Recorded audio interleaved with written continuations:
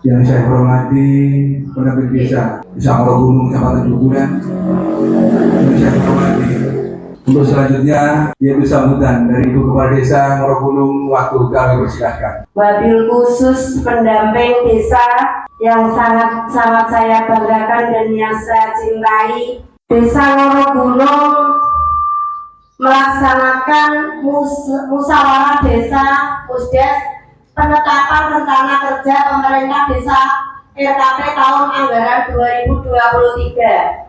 Ini kami dari pemerintah desa Morogunung beserta perangkat dan RT RW mau menetapkan mana-mana nanti yang bisa diprioritaskan utawa sing luwih dipentingkan. Dan ini yang bisa saya sampaikan, kurang lebihnya saya mohon maaf. Dan akhir kata wassalamualaikum warahmatullahi wabarakatuh. Ini sambutan dari pendamping desa. Waktu kami silakan.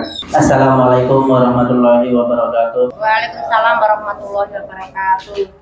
Yang saya hormati Bu Kades beserta perangkatnya, yang saya hormati Bu Camat beserta stafnya, yang saya hormati Babin Kamtipmas atau Kapolsek atau yang mewakili, yang saya hormati dan Ramil atau yang mewakili, dan Ketua DPD atau yang diwakili dan seluruh anggotanya, yang saya hormati seluruh peserta yang hadir di dalam forum Musdes ini. Di sini saya selaku pendamping kembali menegaskan terkait prioritas penggunaan dana desa, di mana untuk dana desa tahun 2023 sudah keluar yang namanya Permendes nomor 8 yang diundangkan tanggal 13 September kemarin. Untuk prioritas penggunaan dana desa tahun 2023 dibagi menjadi 3. Yang pertama untuk pemulihan ekonomi nasional sesuai kewenangan desa. Yang kedua, program prioritas nasional sesuai kewenangan desa. Yang ketiga, mitigasi dan penanganan bencana alam dan non alam sesuai kewenangan desa.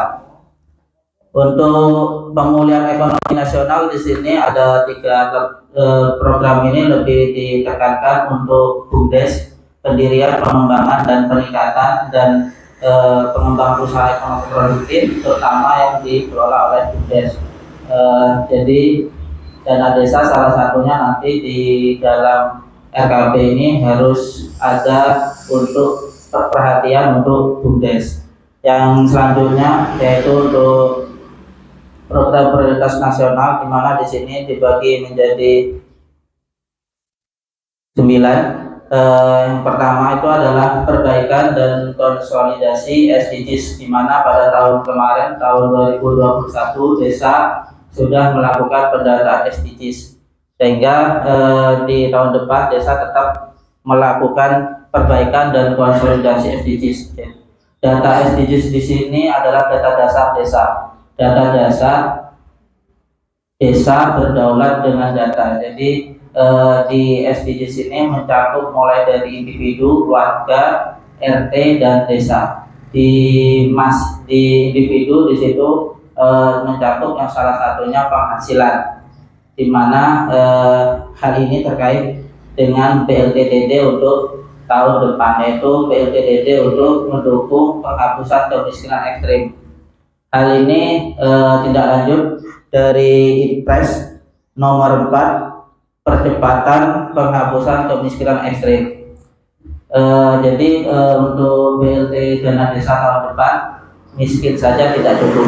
Jadi saya harap nanti dari Bapak RT atau seluruh yang hadir untuk tetap menyampaikan kepada KPM secara otomatis untuk BLT-DD tahun depan itu bisa, kalau berkurang pasti, karena BLT-DD untuk tahun ini itu minimal 40%, tapi untuk tahun depan maksimal 25%. Tapi itu lebih dikhususkan untuk warga miskin ekstrim, di mana acuannya itu sudah bukan darurat pandemi atau COVID-19, tapi lebih mengarah kepada pendapatan. Kurang lebih kalau dari artikel yang dibuat oleh Menteri Desa 11.000 per jiwa. Saya yakin untuk warga di Desa Morogunung yang berbatasan dengan hutan, yang kebanyakan petani dan mengelola hutan, itu untuk pendapatan segitu sangat bisa dikatakan hampir tidak ada. Yang salah bukan desa, karena desa itu hanya menjalankan penggunaan dana desa itu sesuai dengan aturan dan regulasi. Dan peserta yang hadir di sini itu juga punya kewajiban untuk selalu menyampaikan kepada warganya. Yang selanjutnya itu tentang ketahanan pangan. Jadi tahun ini sudah ada program ketahanan pangan minimal 20% untuk tahun depan, tetap dilanjutkan kembali. Terus selanjutnya itu untuk pencegahan dan penurunan stunting. Jadi kader-kader nanti bisa koordinasi dengan Puskesmas terkait asupan-asupan yang sesuai dengan untuk penanganan stunting. Yang selanjutnya yaitu untuk peningkatan SDM warga. Selanjutnya di situ adalah untuk perluasan akses layanan kesehatan. Terus selanjutnya yaitu untuk dana operasional 3%.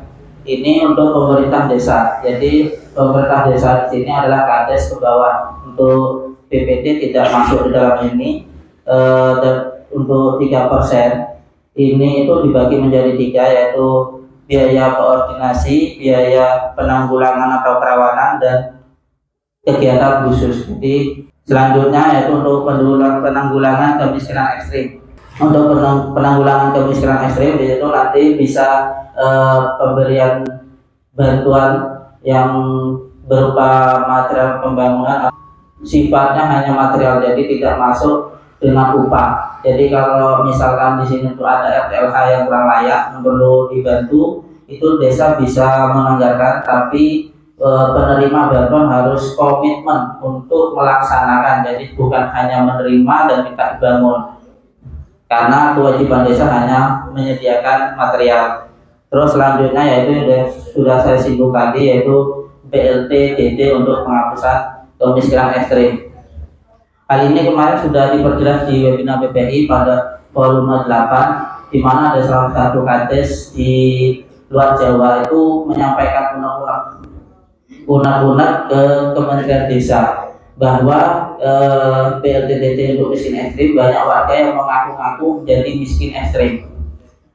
Ini ditegaskan kembali oleh Bukapus dari Kemendes bahwa untuk miskin ekstrim Bukdes pusat itu mempunyai data. Jadi semua hal-hal yang digunakan oleh desa itu semuanya berbasis data. Terus selanjutnya yang terakhir untuk mitigasi dan penanganan bencana alam dan non alam. Jadi di desa tetap anggaran untuk penanggulangan bencana tetap dianggarkan. Bapak Ibu yang perlu digarisbawahi, anggaran di APBDes itu kalau kita lihat secara umum sepertinya besar, tapi sebenarnya di dalamnya itu kalau kita melihat dengan kondisi desa yang harus masing-masing prioritas kegiatan dan lain-lain itu sebenarnya kecil. Jadi belum lagi termasuk desa harus membayar pajak PPN 11%, pajak PPH, terus galian C 25%. Belum lagi desa juga harus menganggarkan pemberdayaan. Jadi desa benar-benar harus memikirkan, karena masyarakat lebih condong pengennya pembangunan fisik, sehingga saya harap ketika di salah satu wilayah dusun atau RT untuk tahun depan teranggarkan kegiatan untuk pembangunan, itu pembangunan itu milik bersama. Jadi itu adalah pajak yang Bapak Ibu bayar di APBN yang kemudian diberikan kembali oleh negara ke desa untuk dilakukan pembangunan. Jadi ketika itu dilakukan pembangunan, tolong itu juga dijaga. Kalau misalkan kapasitas jalan itu hanya 8 ton, ya kalau melewati ya jangan lebih, karena akan sedikit-sedikit jalan itu rusak, tidak sesuai dengan kapasitasnya. Ini saya singgung kembali untuk desa di mana masih saya lihat serapan untuk COVID-8% itu masih sisa banyak, itu bisa dilakukan penyesuaian. Nah, tentunya nanti desa bisa mengirim surat ke Bu Camat untuk diteruskan kepada Bupati, karena sesuai dengan PMK 128 yang ditetapkan tanggal 26 Agustus pasal 35 ayat 5A di mana di PMK 190 itu tidak ada. Dan di ayat 5A itu untuk melakukan penyesuaian dasarnya adalah surat dari bupati yang menyatakan desa dapat melakukan penyesuaian anggaran COVID-19. Itu yang bisa saya sampaikan terkait dengan prioritas penggunaan dana desa. Jadi manakala nanti ada yang kurang jelas bisa ditanyakan ke pemerintah desa dan pendamping. Saya harap nanti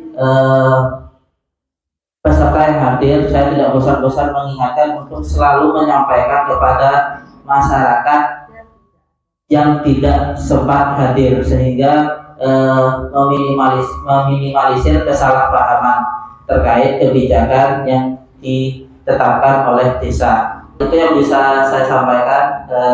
Kurang lebihnya saya mohon maaf. Bila taufiq wal hidayah. Wassalamualaikum warahmatullahi wabarakatuh. Terima kasih atas sambutan dari pendamping desa. Bapak Ibu yang saya hormati, di sini saya selaku BWD menyetujui apa yang sudah menjadi usulan-usulan atau prioritas dari masyarakat semua, dari pamong-pamong, dari pemerintah desa.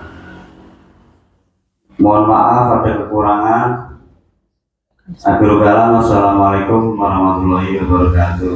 Terima kasih disampaikan oleh Bapak BD atau yang wakili.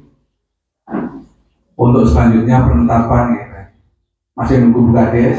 Untuk selanjutnya yaitu penetapan RKP Desa Morogulung tahun 2023 sekaligus penandatanganan bersama. Kini saatnya bagi kaum muda memenuhi panggilan tugas mulia, sing-singkan lengan baju untuk bangsa, berkarya bagi tanah air tercinta, mengolah sawah, hutan lautan, merawat sumber daya kehidupan, satukan tekad, gelora dan semangat, membangun bangsa yang makmur dan berdaulat, musyawarah menjadi pandu warga, adat istiadat lestarikan sukma budaya, gotong royong sandaran dan sejarah.